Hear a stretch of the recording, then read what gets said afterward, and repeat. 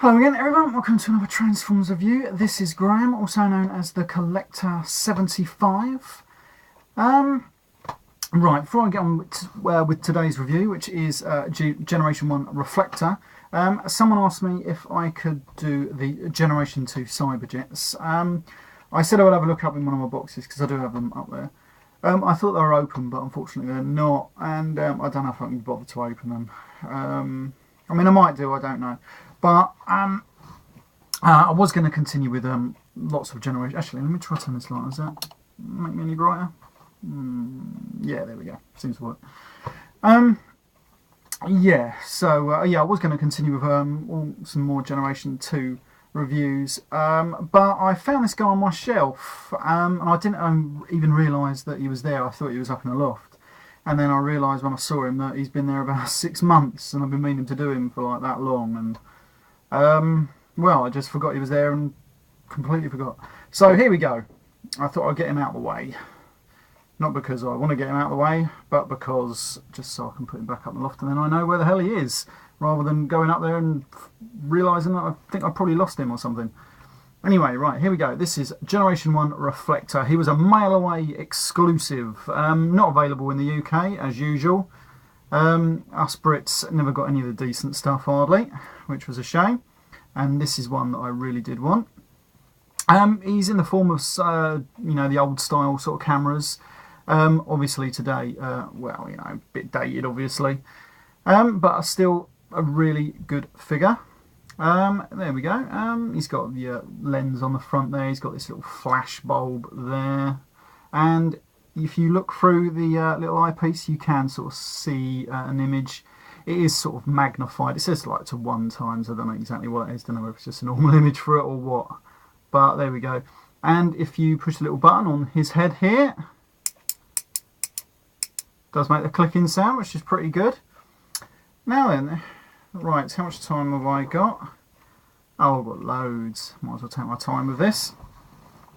Yeah, it's a really good figure. Some of my joints, though, are slightly loose. And robot kibble, well, if you turn him around at the back here, you can see all the robot arms, and you can see his robot face just sitting there. Yeah, so, you know, but then again, you've got to think this is like pre-Transformers, actually. This is a from the Microman range. So, yeah, I think it's pretty good. Right, let me get on and transform this fella. He does have 3 different components. Spectro spyglass and viewfinder. I've forgotten which one's which because I always forget, and I haven't got my book handy this second because I'm just literally doing this one before I'm about to go out, you see. So I thought I had 10 or 20 minutes, so I thought I might as well do this. Anyway, here we go. Let me just, so this is a transformer. You basically just take them apart one by one like that, and they just sort of separate off these pegs. You've got to be careful because these are very old and delicate. But there we go, you just got peg there, and a hole there, and a hole there. You've got to be careful to make sure this doesn't break off inside. Now then, we're going to put each separate component down. Now then, all the components don't transform individually into a different alt mode. They all just combine to make the one camera. But obviously we have 3 different robot modes, which I'm sure you all know anyway.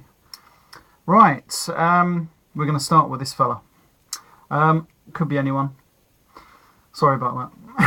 Not my usual reviewing style there. I usually do sort of know, well, most of the time. There you go, but then again. Right, a very easy transformation, as you probably just seen me do. You just flip down the legs from here. There we go. Just flip down the legs basically and straighten them out. Turn him around like that. Flip round the arms, and then we're done. That is him in robot mode. And it's, to be honest, it's a very good robot mode. It works really well. He's got lots of posability. You can bend him at the knees and at the hips like that, so you can have him running along like that, and you'll move his arms at the shoulders, not the elbows though, but then again, that's probably asking a lot. Yes. Yeah, so really good. Now, I can't remember which weapon goes with which guy, so we're just going to get this gun and put it in his hand.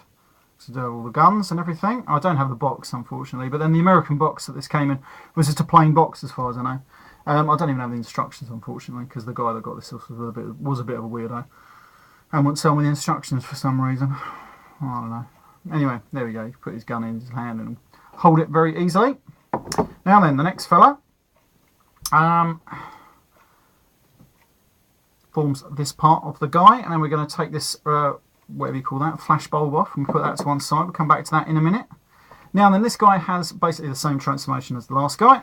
Fold these little legs out like that. Fold his little arms back from the back around to the front. And there we go, and he's got most of the same articulation, apart from this time his knees will bend the opposite way.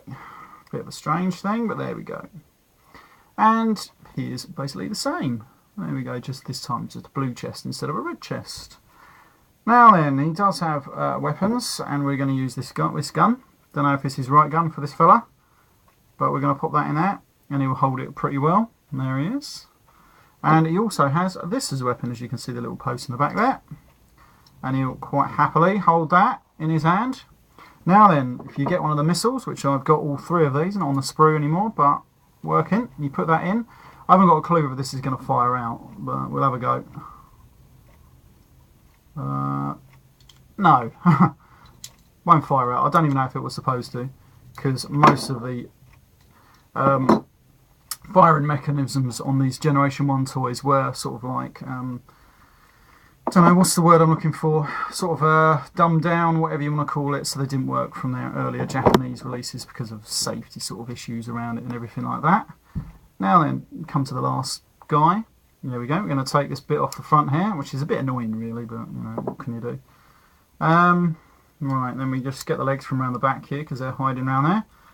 Put them down there, like that, and then basically we just grab the two halves, and then just extend them, and then you've got to make sure that they go right onto the edge of this, right? Because otherwise they're very loose, and you put them to the edge, and then they're tight around the proper joint, and then you can move his arms like that, and there we go. Now then, you can't hold a conventional weapon like the other two. Yes, he's got little holes in the side of his hands just there. I don't know if you can see that.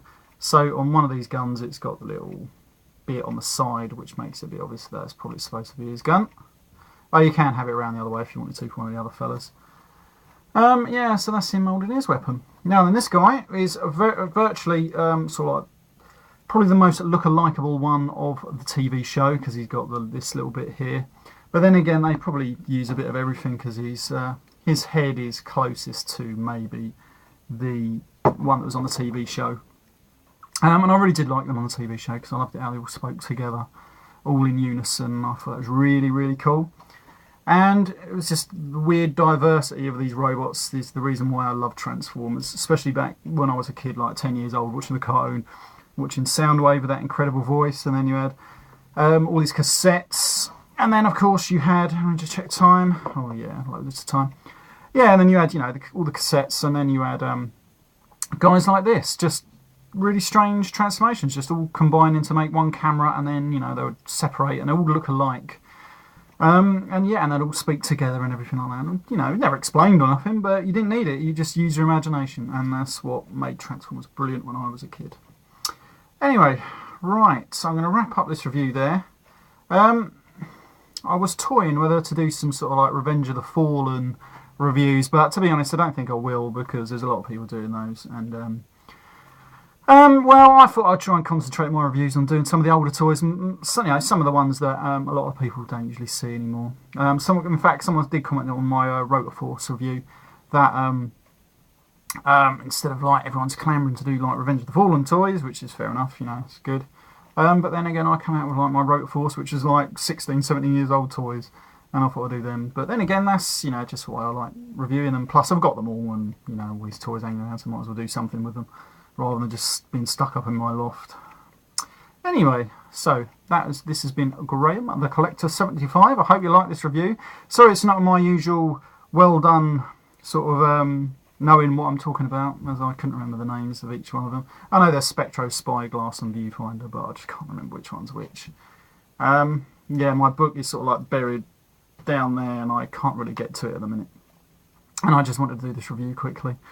Sorry about Babylon at the moment, but just trying to fill up a bit of time, because I've got the time. Might as well use it for once, because you know, I'm limited to 10 minutes. So there you go.